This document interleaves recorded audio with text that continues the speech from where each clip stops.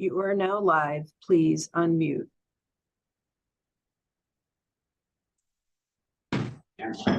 Lights on the keyboard.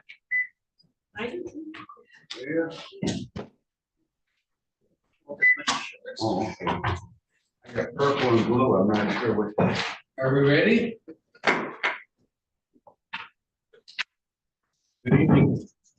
We're here for a public hearing on the adoption of a brownfield plan.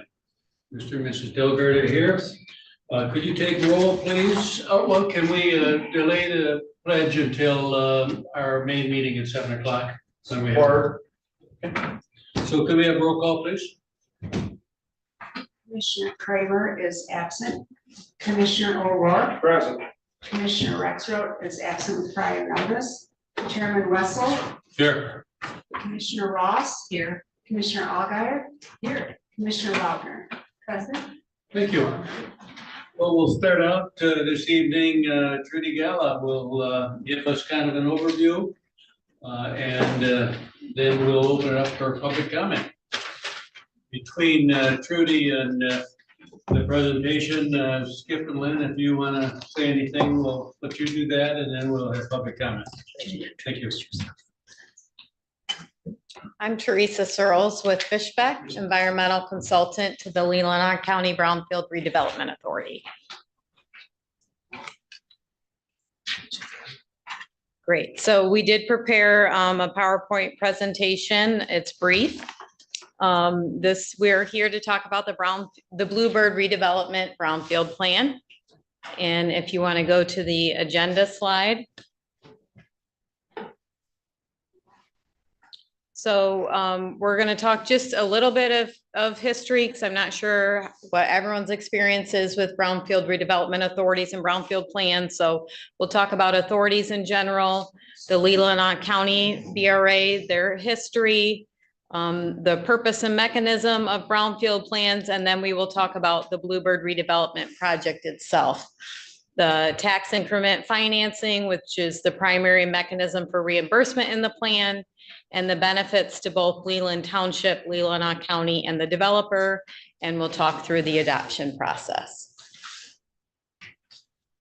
So first, brownfield redevelopment authorities were established under the Brownfield Redevelopment Financing Act here in Michigan. That's Public Act 381. They have a broad range of capabilities, but a primary service is implementing funding sources for projects that may have gap financing. Typically that's through brownfield plans. Sometimes it's through securing either state or local, often through EGLE or MEDC, sometimes federally with EPA, as Leelanau County currently does have. We will get into that. Next slide, please. So the LCBRA history here in Leelanau County, you have a very active brownfield redevelopment authority. They were established back in 2007. And they've been successful over the years to secure very competitive EPA grant funding. So that really has been a benefit to this community. They've received over $2 million in both EPA grants and multiple state level environmental Great Lakes and Energy EGLE grants and loans. So currently Leelanau County does have a US EPA Brownfield Assessment Grant that will be in place through 2025. And it was awarded in the amount of $250,000. That's specifically for assessment activities and cleanup planning. Next slide, please. So brownfield plans, which we are talking about tonight, just in general, how they work, they are a tool to finance certain eligible activities. So they do not cover all the costs of redeveloping a property. There's only certain activities that can be reimbursed. They're always paid for upfront by the developer, and they'll be reimbursed over time through TIF. So by statute, a brownfield plan can be in place for 35 years, but that's because you can delay the start of a plan. You're only going to capture that tax increment for a maximum of 30 years. This plan we're talking about tonight does not anticipate that maximum time of capture, but by statute, it's allowable for those 30 years. And tax increment revenue can be used to reimburse eligible costs, both of the developer and the authority. And sometimes it can be used to service loans as well. Anytime you have a county brownfield plan, it also requires concurrence from the local jurisdiction. As this one, we did go before the Leland Township Board and they voted in support of the plan. So specifically here, we have the Bluebird redevelopment project. I'm sure you are all familiar with the Bluebird restaurant. Several of you were out there today for a tour of the project. And Skip and Lynn Telgard will have an opportunity to speak and introduce themselves in the project. But essentially, they are a third generation family. Their family has grown up with this restaurant. They have decided they want to stick in Leland Township and put the investment back in their community.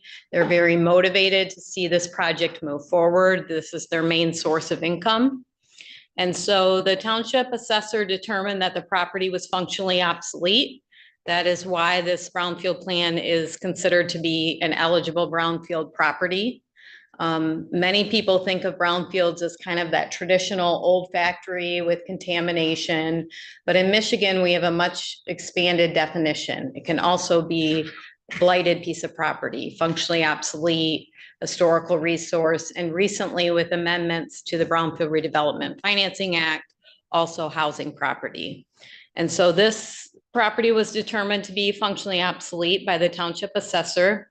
Essentially what that means is the building can no longer be used for what it was intended to, or it's nearing the end. She did an evaluation of the HVAC system, the roof, a lot of those utilities and amenities that really only have a certain amount of service life in them.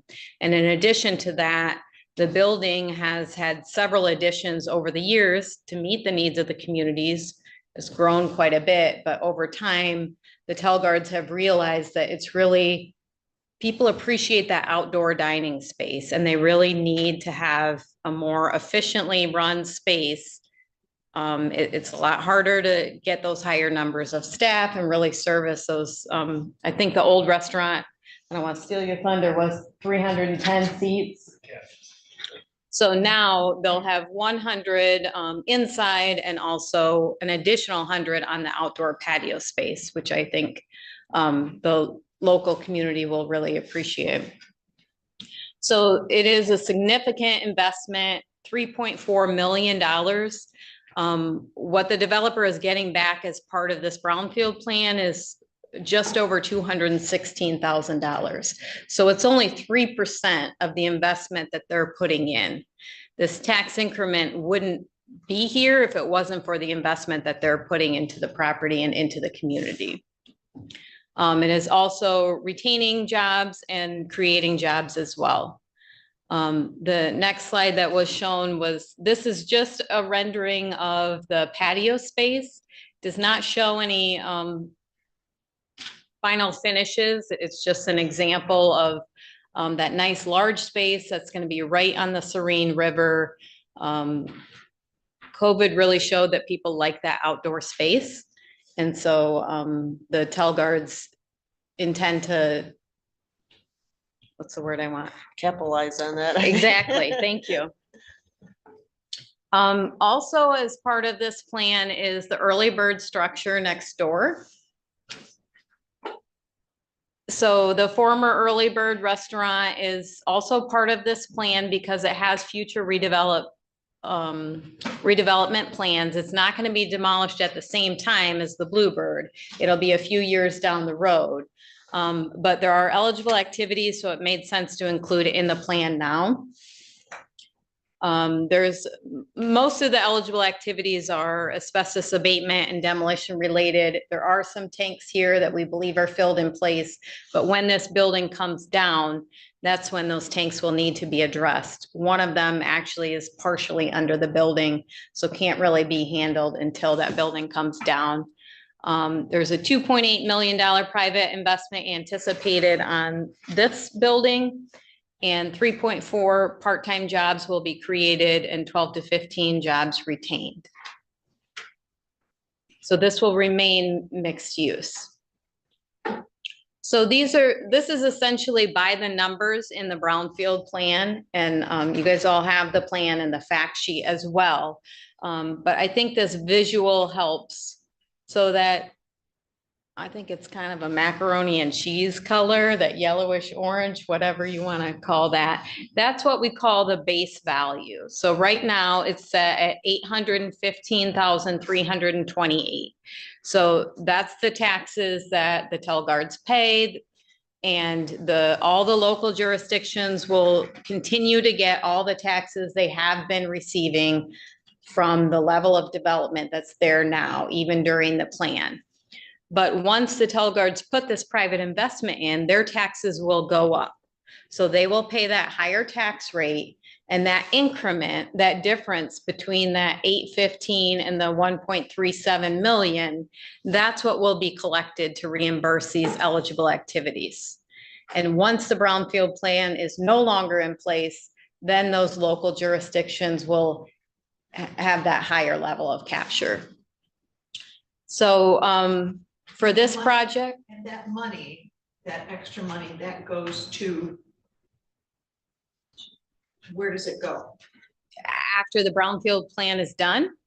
No, so the difference between the 815 and 13, they'll be paying that extra tax, and that extra goes to. That extra will go to reimburse the eligible activities. So 216,000 is to the Telgards for costs that they will have incurred and they've already paid for. They'll get reimbursed over time.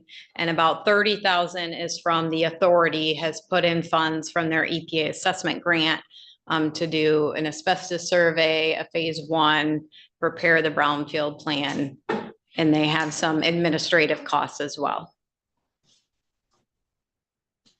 So as we talked about before, this could be a 30-year plan by statute, but we believe everything will be paid back in about 14 years with an additional 5 years into what we call the LBRF, the Local Brownfield Revolving Fund. And this is a fund that was set up by statute to allow brownfield authorities to have these funds revolving to help other projects in their community. So there are many benefits to both at the local level at Leland Township and the broader county level. This has been a popular amenity in the community for years, decades, and it needs a revitalization. So the Telgards are committed to that, bringing it up to current dining trends of what the community is looking for and not taking that service away, but revitalizing that popular amenity. It really keeps the development local. They could have decided to walk away, have someone else come in, potentially a developer out of state, but they said, no, this is where we've been. This is our business we've had. We want to stay here. We want to invest in our community. It expands the local tax base. If they did not choose to put this level of private investment in, those taxes would not increase. So it's a benefit longer term to both the developer and the communities to see the increased tax base. And they will retain and add local jobs. And we've already talked about significantly investing in the community. So in the grand scheme of things, I mentioned earlier, this is roughly only about 3% of their total costs are putting into this that they're actually getting back. So the plan has a maximum of $216,775. All of these are kind of estimates, reasonable costs up front of what we think it will cost, but their actual reimbursements, they will have invoices they have to submit to the Brownfield Authority. So it will be on actual cost. So that's the maximum. It could be lower than that, whatever their true costs are. And so how the Brownfield plan adoption process works is first, the Brownfield Redevelopment Authority will review the plan and they have to recommend that plan for approval. So that was done back in September.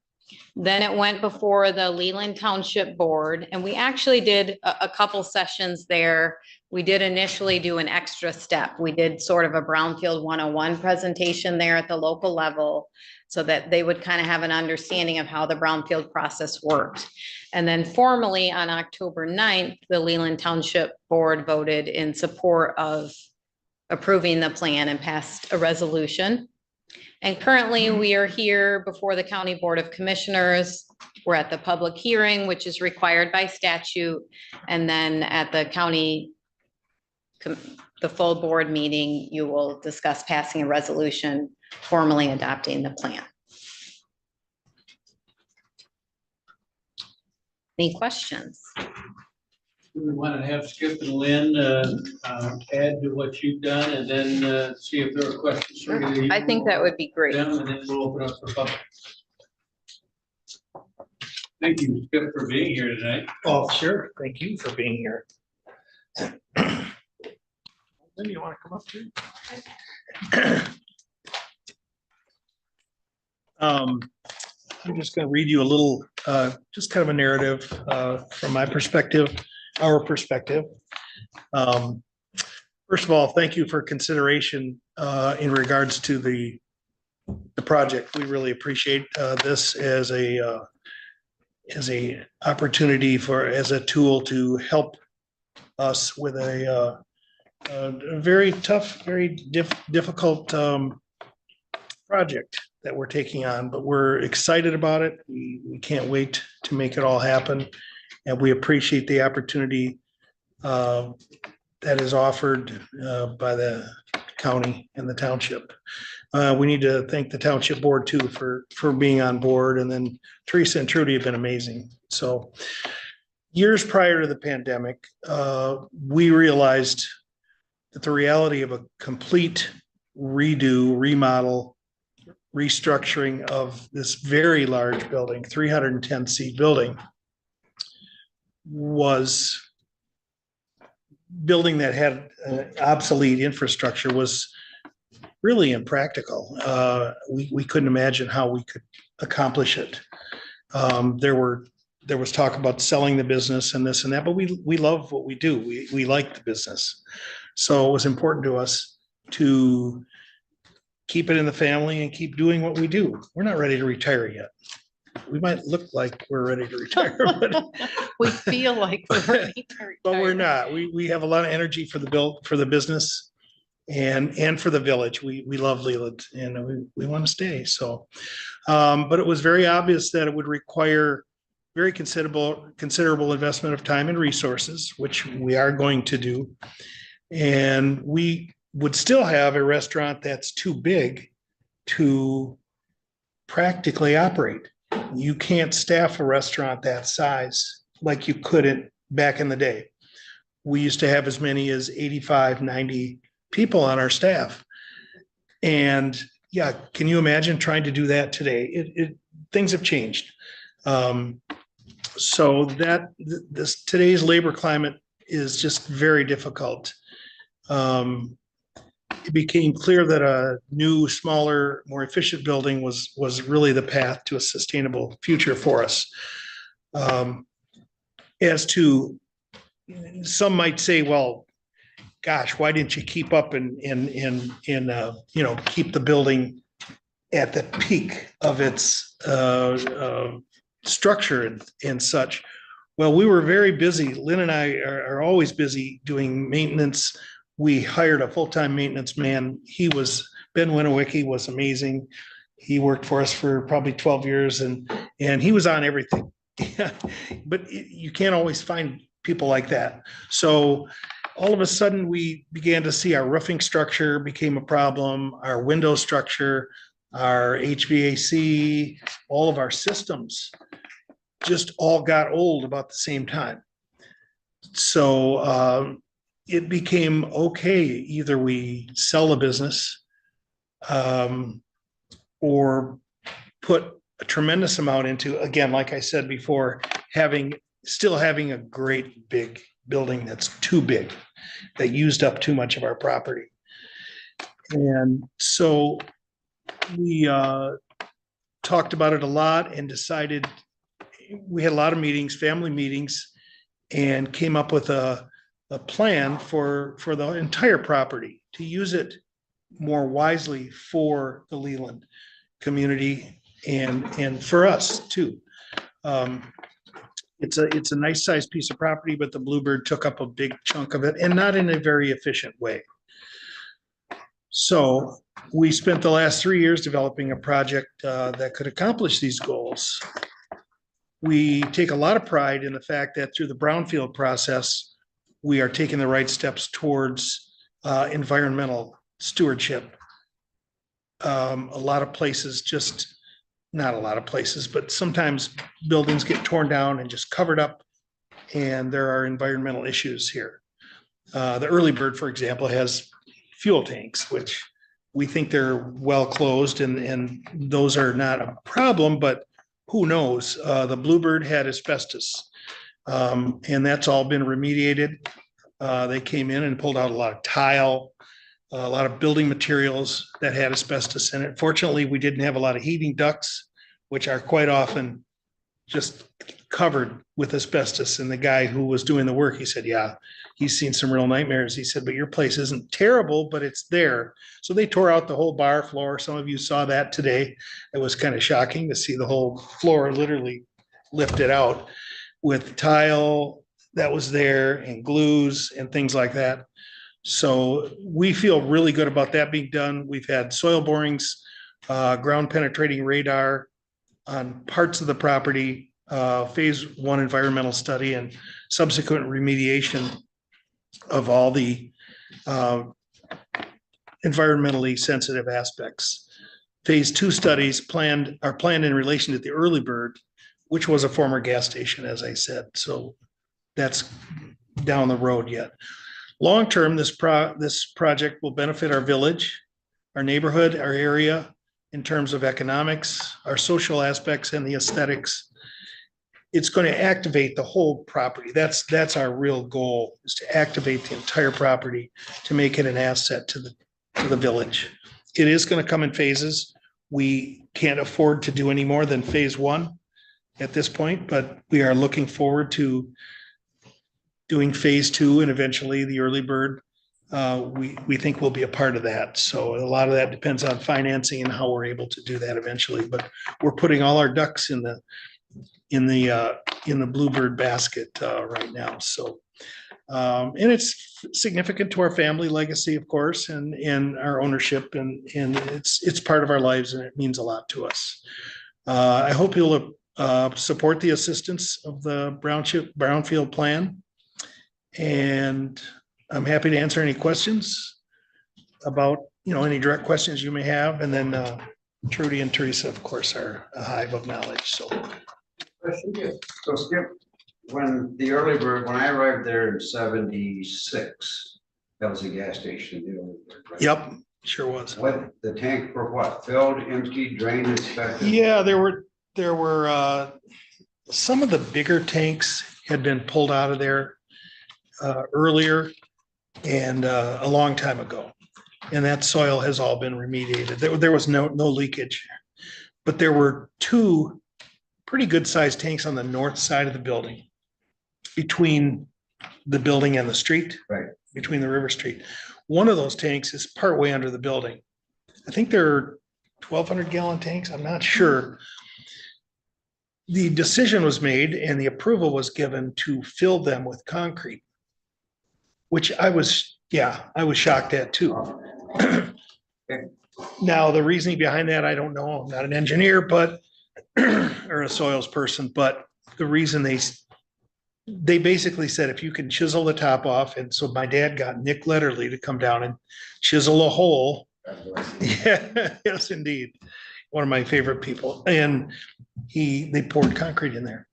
I think they don't let you pour water in there because then that fuel potentially is still, and it could be an issue. So they made us put concrete in there. So there was another tank back in the 90s that was back close to the river that was a power mix tank for boats. And we had a very small leak there at one time. And we went through the MUSTFA program through the state and got that cleaned up It was, again, very small, but that program was very advantageous to us. Well, I'm here to also express my views on it. I'm actually was on the fence on this. People call me, hey, you're giving the benefit to the brownfield, okay? And the Bluebird, many years I've been in and out of Bluebird. I like your and Lynn's work ethic and to put people, put people to work and keep them to work, and that's the deciding factor. But I wish you well in it. I'm supporting the project. Thank you. But Thank you. I was on the fence, okay? Understandable. Because everybody's gonna say, you're doing this for the Bluebird, aren't there other places? Well, there are a lot of other places that will eventually be banging on your door, is my guess, Oh, you no, I mean, know. that's probably it's one of the- the most valuable pieces of property in Leland, Right. or one of them. But it's no different than if Van's Garage or the Merc, those are all very old buildings And and, garage especially. that's Oh, back in the yeah. 30s. yeah. Yeah.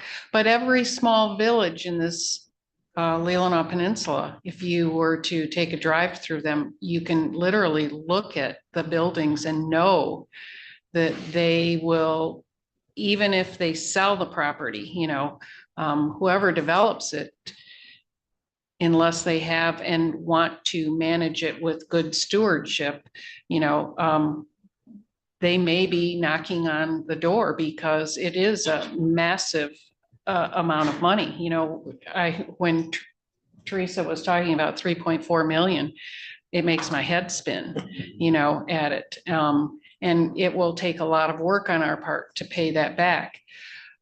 But to us, it's so valuable because of the fact that Skip's family devoted a lot of time and energy to help the community. They devoted to churches, to schools, all sorts of organizations.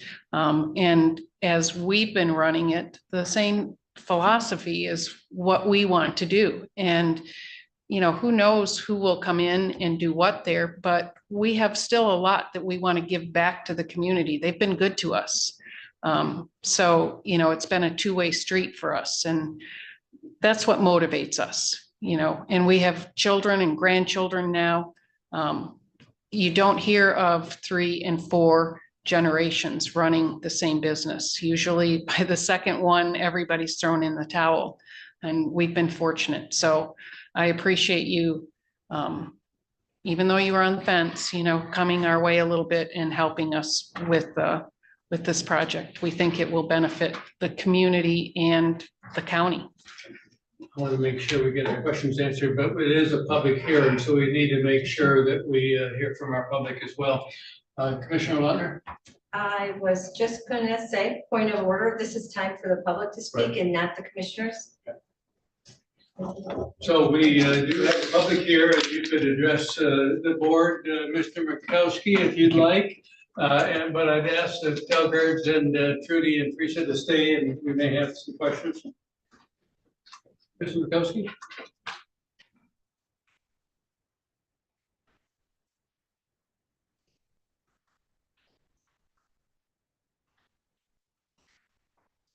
Thank you. Good evening. We're ordinary taxpayers, so we're quite unfamiliar with this process, and one of our have some observations perhaps and some thoughts. But this is all to improve the clarity for us on our part on what we know about this process. First of all, have the electors and taxpayers of Leland Township lawfully petitioned Leland Township and Leelanau County requesting the township, the county governments to have this project go forward? I hear no answer, so I'm assuming that hasn't been done. The other thing is, I think it was mentioned that the determination for these types of situations are done by a township assessor. Is that correct? And I'm curious. I'm taking your questions and I'll get answers. Yeah, that's fine. That's right. I'm letting them sort of rest because I'm trying to find out how that authority can be vested in an employee who is merely an assessor. That one kind of gets me somewhat frustrated. And again, the project most likely is a viable project, but I'm trying to understand the process by which we go about it. And, that one really kind of took me aside to learn that the assessor is the sole determinant of that process. That process eliminates the township people who I'm sure want to have improvements from the process of demanding and asking for it. It starts somewhere else through some other process at the legislators who are perhaps well lobbied to put these laws into effect. We don't know that, but again, we're searching for answers on these processes. So one of our other questions is, are there going to be any federal funds, state funds, county funds, or township funds expanded or used, or taxpayer funds used for any of this project at all? And I'm saying brownfield projects per se, because those are organized and set up by the state legislature. But will the township taxpayers and the county taxpayers be contributing to the process? I guess in all fairness, what efforts have been made by the county or the township to search out other businesses that may have similar situations that would also need help also? I suspect there may be many. And so the selection process also is one that I would like to see, from my perspective, if tax monies are used, whether they're federal or state, those tax money are still taxpayer monies. That there would be some kind of equitable process by which all businesses of similar nature or similarly situated would be evaluated to see if they all could get help. And again, since the money is available and the money is taken from taxpayers and given to these entities that supposedly deserve this, that all those would be determined on a basis of equity for all the business in a given area, a county, or a given township. So those are some of our questions. We would appreciate some clarity on this because we're not very familiar with this process. We have over 35 years, attended over 3,500 meetings of the county and township, but we still have not learned how this process functions. And we are curious as the need or necessity for this type of process, knowing full well that the need and necessity for the resolution and cleanup of contaminated properties is essential to our community. And so we're all for that. So I appreciate your listening to my comments and thoughts and hope to get some answers on this process. Thank you.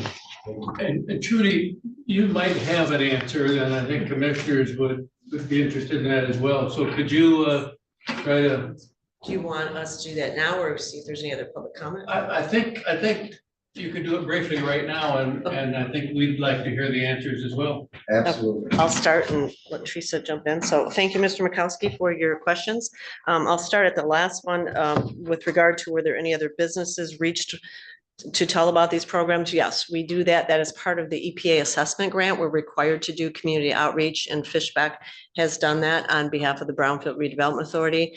I periodically send things out to townships and villages through email saying, let us know if there's anyone in your community or, if there's any properties that you think have some issues that we can contact the property owners and talk to them. And so that initiates some startup first. Of course, it's always up to the owner or the developer if they want to pursue it. So in the past, we've had properties that we have contacted them, we've told them about the program, but they don't want to do it. And that's fine. So we've done that periodically throughout this process. As far as federal funds, state or county funds being used, the federal funds are the EPA assessment grant dollars, which in this particular case were used on this project. And as Therese mentioned during the TIF and the capture, that's part of the capture to recover those grant funds so that we can use them again on another project. And that's from the property owner paying the taxes on their property. Do you want to address the assessor question with regard to the Sure. petition by citizens? I'll just say, no, that is not required by statute, that we follow the Brownfield Act for all of these projects, as well as the terms of the grant with EPA. And I will say, you know, most of everything of how the brownfield process is conducted is required by statute. So that's what determines how the process works, is that Brownfield Redevelopment Financing Act. And so the assessor making that designation that's in the statute, it has to meet a very specific definition. And so she has to do her on-site inspection. She has to evaluate it against those criteria, and then she has to make that formal designation. So that's just how the process works by statute.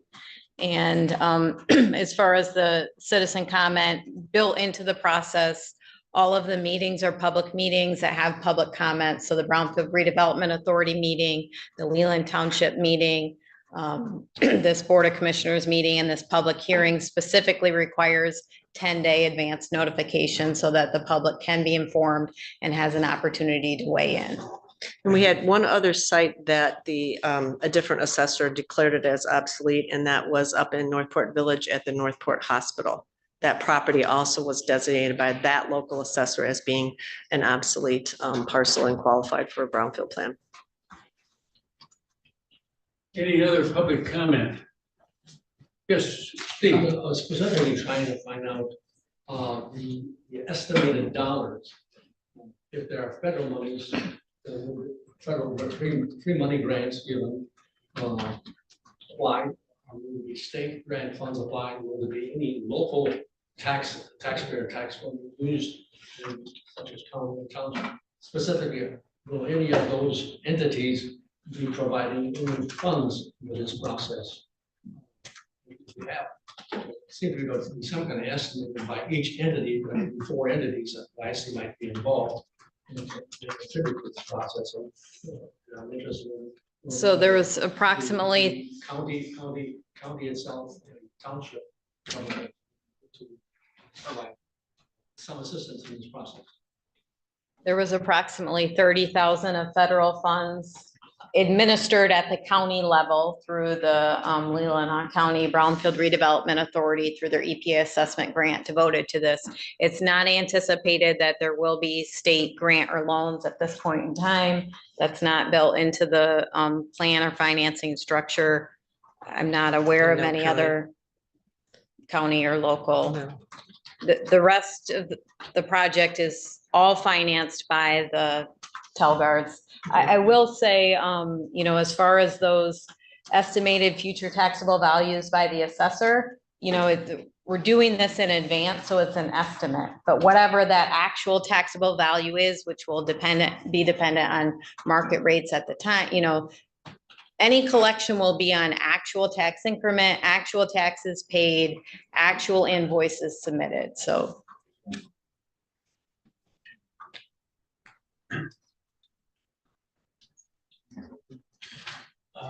It is a public hearing. We want to make sure that, and we have Mr. Robbins is here too. If there's any other public comment, and then any last comments from commissioners. And if we're done by 1:45, is that enough for you, Michelle? So Commissioner Ross. Yeah, I'd just like to say that about a year ago, I was about the same boat as you, maybe, you know, Mr. Makowski, not understanding the brownfield.